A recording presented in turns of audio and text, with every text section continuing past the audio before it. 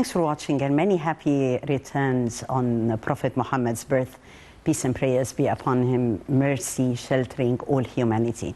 With the advent of the lunar month Rabi' al-Awwal, the Muslim world celebrates a very remarkable occasion that brings festivities to every Muslim household, and this is the birth of the Prophet, peace and prayers be upon him, the remarkable leader whose leadership qualities and peace-building strategy continues to inspire people all over the world. His integrity, his compassion, his vision, and also his strategic thinking and interfaith, all are essential qualities for effective leadership. Marking the blessed occasion, President Abdel Fattah al-Sisi attended today a ceremony held by the country's Religious Endowments Ministry to celebrate the birth of the Prophet, peace and prayers be upon him. In his speech to the nation, the President had stressed that in the course of life of Prophet Muhammad, abstract values transcending time and place are learned, and among them is steadfastness and faith, particularly in times of hardships. The Prophet's leadership and peace-building qualities were so remarkable that he, peace and prayers be upon him, remains a source of inspiration for millions around the world, regardless of their religion, culture, or background. His leadership in every aspect was revolutionary and ahead of its time, and it continues to inspire people to work for greater understanding and cooperation among the different faiths and cultures. Tonight, with our distinctive guest, Dr. Hossam Allam, Global Affairs expert for tonight. Thank you for coming, Dr. Hossam. Thank you so much for having me. Always a pleasure. And many happy returns on the Prophet's birth. Likewise. Well, together we'll be discussing the leadership and peacekeeping qualities of the Prophet and how it can inspire today's youth to be better leaders. Also, we'll be tackling important aspects regarding peace building, how the Prophet, peace and prayers be upon him, has managed to effectively had a clear vision of what he wanted to achieve, pursuing it relentlessly. We'll also be shedding light on the personality of the Prophet that has been and is still the subject of very important research. So reading more about this important topic and highlights of the earlier celebration in this report, and we'll be back. President Abdel Fattah al-Sisi attended on Wednesday a ceremony held by the Ministry of Religious Endowments on the anniversary of the birth of the Prophet Muhammad, peace be upon him. In his speech to the nation, President al-Sisi called upon individuals to uphold the moral values of Prophet Muhammad, peace be upon him, particularly unwavering faith, honesty, faithfulness, integrity, mercy, solidarity, and compassion, and translate them into practical behaviors. The President asserted that one of the most important lessons learned from the Prophet Muhammad is confronting difficulties and challenges with determination and tirelessness.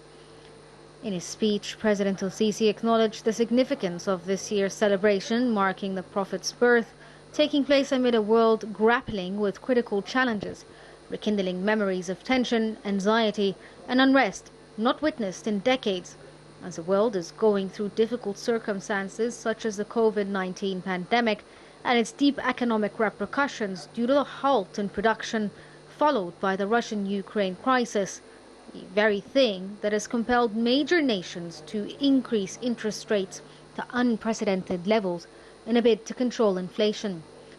The President added that there has been a substantial exodus of capital from emerging economies, causing a foreign exchange crisis in the Egyptian economy and several other emerging economies. In his speech, the head of state underscored that this crisis could have uprooted the Egyptian economy if not for the success of the government's reforms. President al-Sisi also emphasized that the past years of extensive, unprecedented development work has made the national economy more robust, resilient, and flexible, the very thing that prompts Egyptians to firmly believe that the current hardship will soon be over, especially with the Egyptian state exerting utmost effort to mitigate the impact of the hardships on the people. In his speech, the President underlined the government is working hard on maintaining the necessary momentum to complete development projects and economic growth. President al-Sisi stated that the people can find, in the course of the life of the Prophet of mercy and guidance, peace be upon him, abstract values transcending time and place, including steadfastness on the truth and faith, particularly in the times of hardship. The President stressed that the Prophet, peace be upon him, had to pass so many harsh tests, facing enormous ordeals and hardships, highlighting the importance of steadfastness in the face of severe storms, with an unshakable faith in the victory of Allah, an unceasing work that knows no path of idealness. President al-Sisi extended greetings to the Egyptians, Arab and Islamic people on the birth of the Prophet Muhammad, peace be upon him, praying Allah to return this blessed memory upon all mankind with blessings and peace. During the ceremony, which was held at Al-Manara International Conference Center in New Cairo, President al-Sisi honored a number of distinguished scholars in appreciation of their relentless efforts in disseminating the moderate teachings of Islam inside and outside Egypt.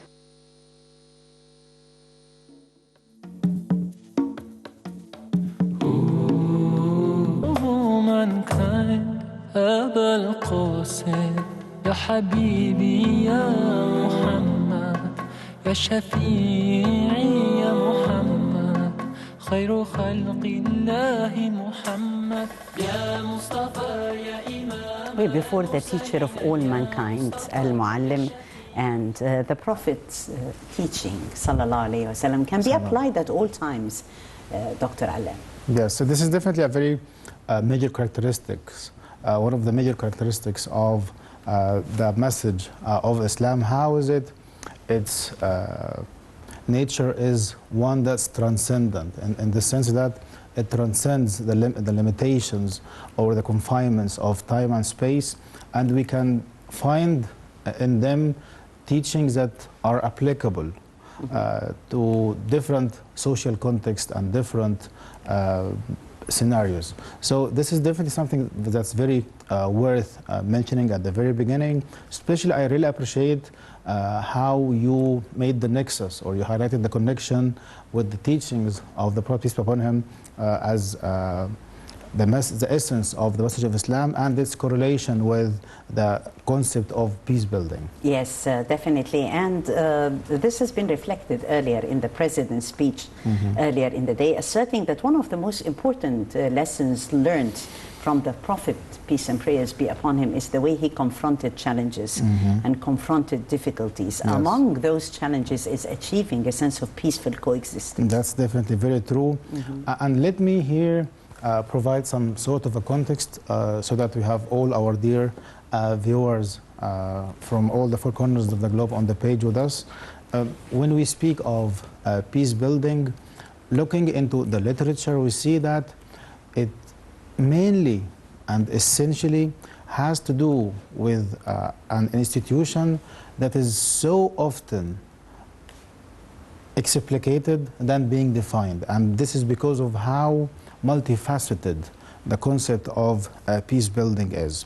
So when we look when we look into the nature of what has been written, or all the ink that has been spilled with regards to the concept of peace building, we find scholars like Galtung and also later Lederach.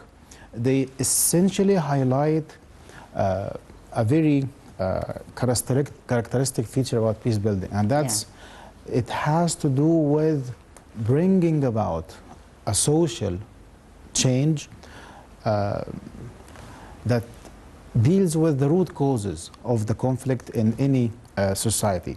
So a very important fact here is how is it any process of peace building or any aim to generate and sustain peace building has to take into consideration the grassroots level, and that's mainly through changing the negative attitudes of the people towards the conflict. Yes. Also, they highlight in the IR literature in this regard the importance of making it a full engaging process. So it encompasses all the concerned parties or all the stakeholders. So this is why we can see that it is more of a socio-economic development process.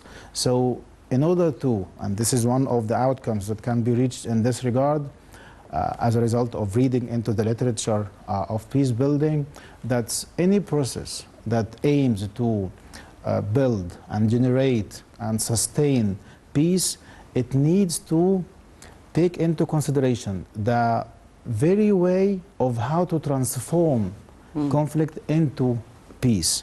And we can clearly making now the connection with the life of the Prophet, peace be upon him, and the message of Islam, we can clearly see how this is definitely a persistent theme in all the teaching of Islam. Looking into the very first, for example, understanding of even the Creator, how is it one of the names of Almighty Allah is As-Salam. Yes. That's the peace, the source of peace, the creator of peace, the giver of peace. Another point that can be noted here, how is it, for instance, that the greeting of Islam has to do with peace? And that's peace, yes, that's exact, peace be with you. So in this regard also in particular, when it comes to the teaching of the Prophet, peace be upon him, we clearly see a very striking teaching in this regard, and that's how the Prophet ﷺ always urged to spread this message and these words of peace with everyone. This is why, for example, in one of the teachings of the Prophet ﷺ is reported to have said, and one of the good deeds is to share the greeting of peace with those whom you know and those whom you don't. And السلام على من عرفت ومن لم تعرف. So here, this shows how is it there is this urge to transform the very perspective of the society towards peace. And there are many examples that can be given in this regard during the different stages of the message of the Prophet, peace be upon him, be it even all the way before receiving the revelation, or all the time of living in Mecca, or even when how some Muslims were given permission to move to Abyssinia, yes, and later on to Medina, and then afterwards with the spread of the message of Islam. Yes, the most distinctive features of Prophet Muhammad, peace and prayer be upon him, is integrity, known as Al-Sadiq Al-Amin, yes, and even this being known as trustworthy before the revelation. So integrity and the qualities of the Prophet, the qualities of leadership with the Prophet, and how this had helped them to maintain peace building. This is definitely very important, and especially let me highlight this from an HR perspective. Yeah, leadership qualities. Exactly. When we look into the literature of what it takes to be a leader, the credentials of being an effective leader, the qualifications of being a guiding leader, we can clearly see that this can all be boiled down into these two prominent features that the Prophet, peace be upon him, was known to have even before the start of the revelation, and that's, as you put it, to have this integrity through being known for telling the truth and also maintaining a high level of honesty. And one of the really striking facts that we can look here, and definitely this is to serve as a reminder for all of us, how is it even during the most difficult of times during the life of the Prophet, peace be upon him, and even in the most challenging moments, still he, peace be upon him, maintained this high level of integrity and honesty. And we see this clearly, as a matter of fact, exemplified at the moment when the Prophet, peace be upon him, decided to move from Mecca to Medina. How is it? As a result of being known as the trustworthy, many of the people in Mecca, they used to entrust him with their valuables and many of their essential belongings. So even at a moment like this, the Prophet, peace be upon him, I mean, anyone in his position would say, I should definitely just care about myself, my life, my people, my supporters, and maybe another time, or who cares about this? But as a matter of fact, this was not the attitude of the Prophet, peace be upon him. Rather, he made sure that he entrusted his cousin, the noble companion Ali ibn Abi Talib, may Allah be pleased with him, in order to make sure that he brings back all of these or gives back all of these valuables and all the items that he was entrusted with to their rightful owners. Yes, he, sallallahu alayhi wa sallam, peace and prayers be upon him, was known for his compassion and his empathy. Yes. And this helped him a lot in those turbulences and those times of struggles, Dr. Hossam, that you're talking about. Yeah. Also, it helped him to achieve this sense of coherence Of course. and social security in the society. Yeah, there are many examples that speak to this fact, but let me highlight the compassion component first, because this is how he, peace be upon him, managed to win both hearts and minds. And we see this clearly, as a matter of fact, reflected in the Noble Quran, in the verse in which Allah subhanahu wa ta'ala talks to the Prophet, peace be upon him, and the meaning of which, and if you were to be harsh in your nature, and if you were to be cool-hearted or hard-hearted, definitely the people would have moved away from you, and they would have not even listened or bothered to listen to you. And the verse here is وَلَوْ كُنْتَ فَضًّا غَلِيظَ الْقَلْبِ لَانْفَضُّوا مِنْ حَوْلِكَ.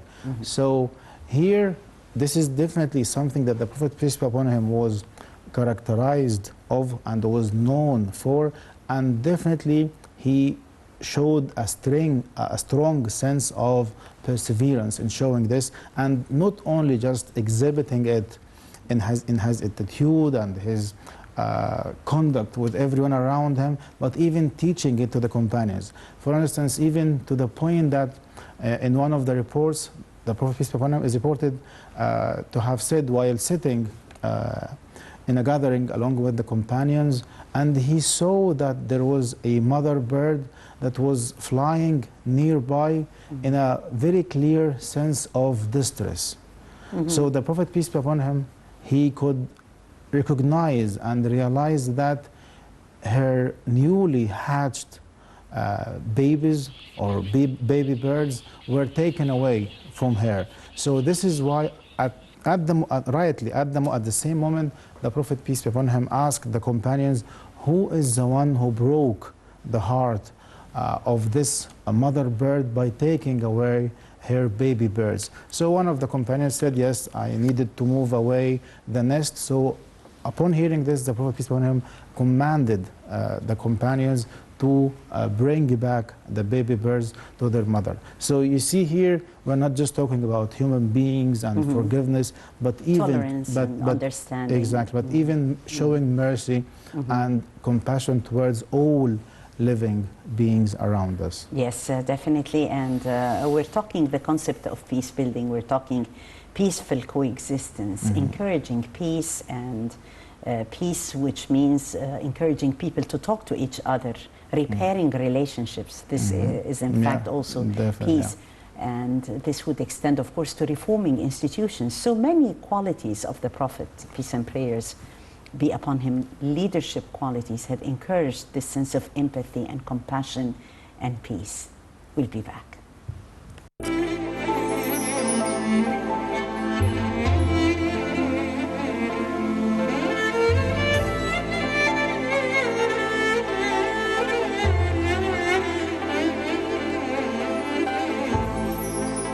ينطق باسمه الحجر وما فيش نبي زيه، الشمس ويا القمر اتخلقوا من ضيه. يا أمنة لما اتولد جبريل نزل سما، الله واحد أحد صلى عليه في السماء، في حضرة المحبوب أحمد رسول الله، الروح في نور بتدوب وعليك سلام الله، رب الحرم والبيت أنا تبت مش ندمان، عشمان في أهل البيت في المصطفى العدنان. Welcome back. Dr. Allam, more concerning the peaceful coexistence policy, and this has been seen. His Excellency President Sisi was talking earlier in the day in his speech addressing the nation on the occasion of the Prophet's birth, on how we should learn the sense of endurance and tolerance, and also learning lessons from the hardships. Of course, the Prophet, peace and prayers be upon him, was exposed to many hardships and challenges. Yes, and definitely, and many challenges. Dealt with them, Exactly, across the years, all the way, even I would say from the time he was born as an orphan and being raised in a very harsh environment where most of the time also he needed to make it on his own and be dependent on himself, peace and blessings be upon him, and still also resist any inclinations towards doing anything that would be blameworthy even.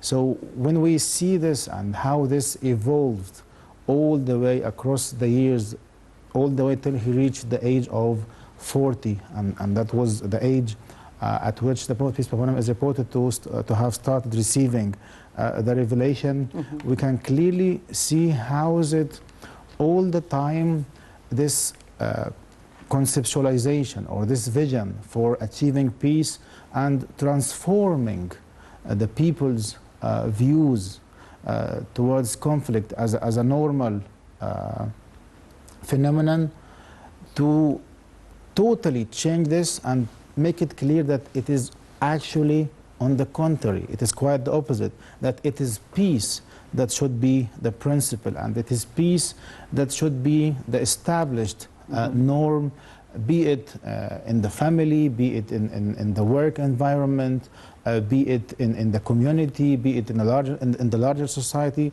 or even on a larger scale when it comes to different nations and beyond different tribes, I mean.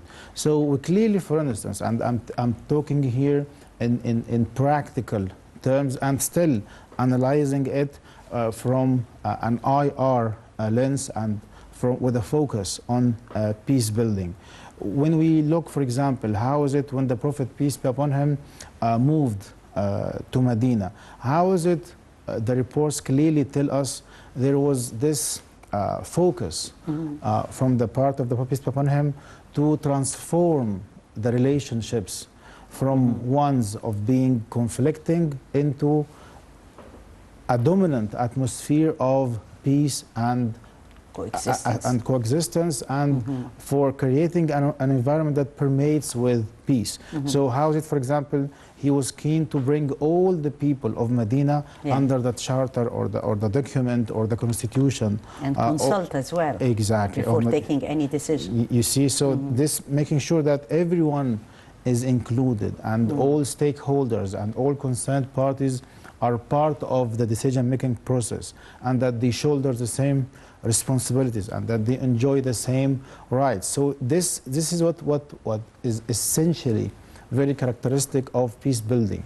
That's how to address the root causes in order to bring about this transformation of relations from being conflicting into being peaceful. So this is why any process that aims to achieve peace, it has actually to encompass all this array of processes, of ways to generate, of mechanisms to sustain the transformation of the root causes of the conflict into a conducive environment where peace can be built, sustained, and promoted.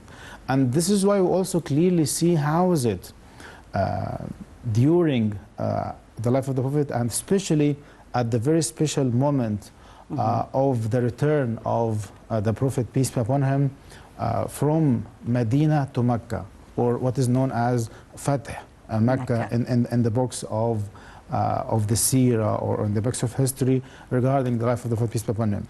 How is it it would be expected after all of these years of persecution and injustices towards the early generations of Muslims that it would be payback time. But this was not also the attitude of the Prophet, peace be upon him. Rather, we clearly see how is it he used to say to the companions, Al-Yawm Yawm al-Marhama, that today is the day of showing mercy. So he still at a very critical juncture of time like this, still the vision for achieving peace and making sure that all relations are built in order to be conducive for peace and peace building, this has always been the theme and the mind of the Prophet, peace be upon him. And even when we look into the approach of the Quran in this regard, even we find in the Quran there is a very distinct chapter that talks about victory, and that's the chapter known as Surah Al-Fatih. So Yes. when the scholars of the tafsir or the exegesis or the commentary on the Quran and the meanings of the noble verse of the Quran, they actually say that here the victory or this opening or this fath, actually it doesn't refer to a war. It doesn't refer to a military victory. Rather, it actually refers to the peace treaty of the Hudaybiyah. Yeah. So here you see this How he worked on peace building. you see, and this whole transformation Yes. of perspectives, of seeing, making peace with the enemy or the opponent or the other party as the real victory. So it has always been the stand and the stance that you are victorious or you emerge victorious when you have the upper hand and when you have managed to subjugate the other party or your enemy and you bring them to their knees, and this is why you are the victorious one. But Islam and the Prophet, peace be upon him, he implemented a completely different approach in order to transform the perspective of the people, that you achieve victory when you actually make peace and when you develop and when you create the atmosphere where people can live together in peace and when they can coexist peacefully and not any other way around. Yes, exactly. And this is how we find that the concept of peace building was always in parallel with justice. That's very true. That's during very true. the Prophet, peace and prayers be upon him, Yes. he envisioned a society that is based on justice and equality and brotherhood, where everyone would have a role to play and also where everyone would have an opportunity to thrive.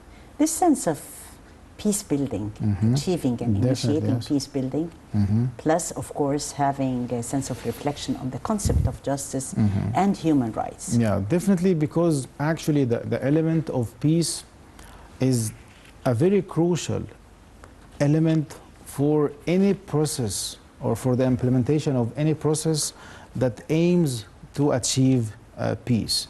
Because one of the most effective ways to address the sense of victimhood that usually most of the conflicting parties or some of them have is to achieve justice.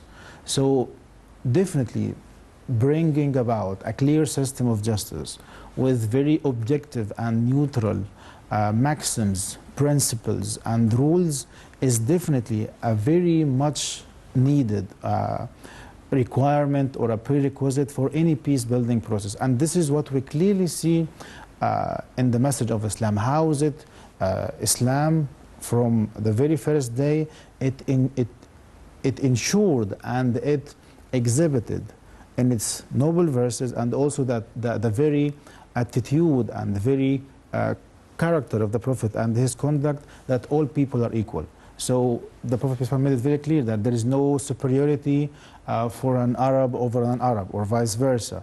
There is no superiority for a particular race over any other one or over others. So this very basic notion of human equality and that everyone is justly treated in front of the law and everyone is equal is definitely one characteristic feature of the justice of the Prophet, to the point that when he was asked through his beloved assistant, and they said, when this woman, she committed a crime, and maybe the ways that she can evade her criminal punishment is to reach the Prophet, peace be upon him, through Osama ibn Zayd, because he was very beloved to the Prophet, peace be upon him. But when this reached the knowledge of the Prophet, peace be upon him, he said clearly and in very clear language that even if the daughter of Prophet Muhammad himself, Fatima, to commit a crime, I would have definitely applied the punishment or the criminal punishment on her. And we know that this would never happen, but still, in order to show justice in its clearest of forms, that even if it were to be my own beloved daughter, I would have applied the law, making it obvious and clear that there is no room for any legal gaps or any nepotism or any favorism when it comes to achieving justice. Yes, we have more than one intellectual and think tank who wrote about the Prophet, peace and prayers be upon him. We have the 100, a ranking of the most influential persons in history, Hart, yes. And he said that we are before the most influential man in history. Critical thinking, Yes. leadership skills, compassion, empathy, honesty, what more? And also Dr. Karen Armstrong, in this regard also, she has written many works in this regard with regards to the life of the Prophet, peace be upon him. And even if this is written from a historical account, still we as Muslims appreciate this, and it contributes to the narratives and the discourse that we as Muslims have in our sources as well. So this is definitely something that I really appreciate you highlighting here, Mr. Reed, in this regard, because it contributes to the very first point that we emphasized at the very beginning, and that's the teachings of the message of Islam and how divine they are. They are actually transcendent, that they go beyond the limitations of space and time, and humanity can derive lessons, morals, teachings, principles in order to live by. Because clearly, and this is something that all intellectuals and thinkers and think tanks, they clearly see that there is an acute problem facing humanity, and that's the lack of humanity when we deal with each other, and there is this toxicity of othering and creating the other in order to be easily sacrificed for my own interest. So I do think that the need for, and of course many intellectuals agree with me on this regard, the need for the divine wisdom and for divine teachings and for divine revelation is deeply needed, and it is the only way forward. And this is why we clearly see in many parts of the world there is a sense of revival towards digging deeper into the teachings of all prophets and messengers, and how to deepen this understanding of mercy, compassion, acceptance, tolerance towards everyone in the society. Because we now live in a world where we cannot afford to live in isolated islands. Rather, we live in a highly interconnected and interdependent world. Yes, we are, and that was our time is out, and that was our special episode tonight, celebrating Mawlid al-Nabawi and also discussing peace building. Thank you so much, Dr. Hossam Allam, Global Affairs expert, for joining us here on Nile TV on that special occasion. And many happy returns to you. Thank you so much for having me. Always a pleasure, and likewise. Thank you. And I thank you, dear viewers, for joining us, and many happy returns on the occasion of the birth of the Prophet, the mercy to mankind.